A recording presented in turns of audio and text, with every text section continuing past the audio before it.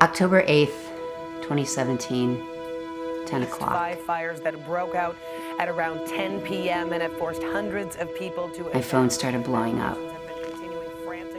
And that's the moment in time where I'll say all hell broke loose.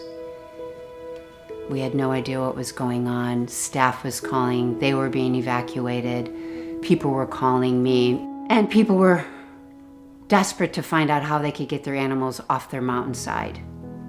Fast forward 72 hours, we got into a rhythm, and the staff was very aware. Even though they were suffering, some lost their home, some had no idea if they lost their home. Their order of reality was animals first, their personal life second. It's then that I realized that this was going to happen again.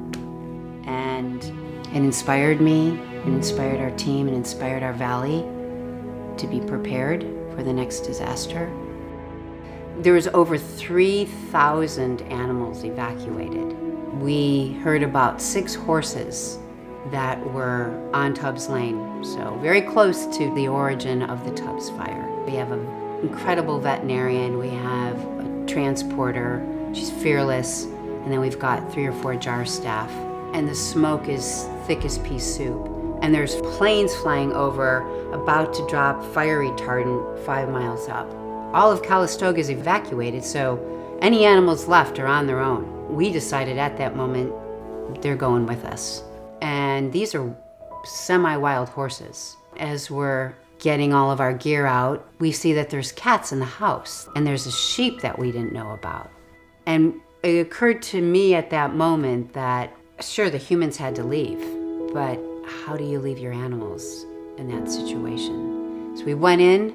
I think it took us 3 hours. It was very traumatic for them. Got them to safety, we got the cats together, we got the sheep out. But I'll never forget, it was like a war zone. And the sanest one in the whole group was the veterinarian, and she said, "We got to get out of here, you guys. I'm not feeling good about this." That kind of scene with our response was repeated.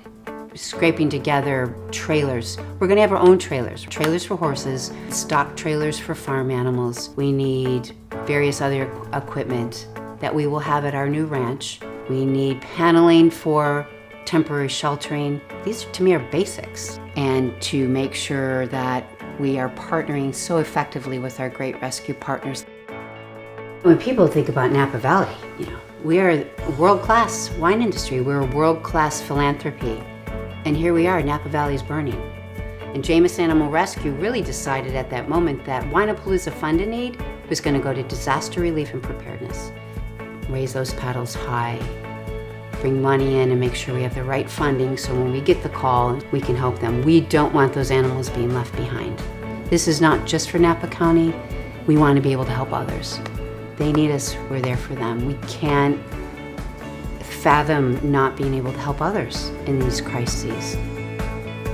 So the story of the beautiful Tubbs Lane horses, it has a happy ending because not only did we get to save them the day of the fires, but we talked the owners into surrendering them to us because we felt that while they loved them dearly, the owners could not care for them. And this happens to be Sweet Santa Rosa and Partridge. And they're kind of unrecognizable from 8 months ago.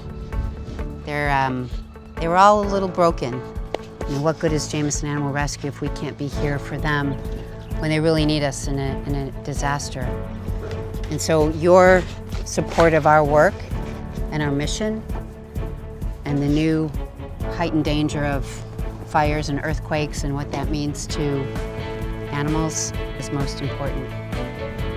When the next disaster strikes, we're going to be ready. We're going to show leadership, and we're going to provide the type of care these guys deserve.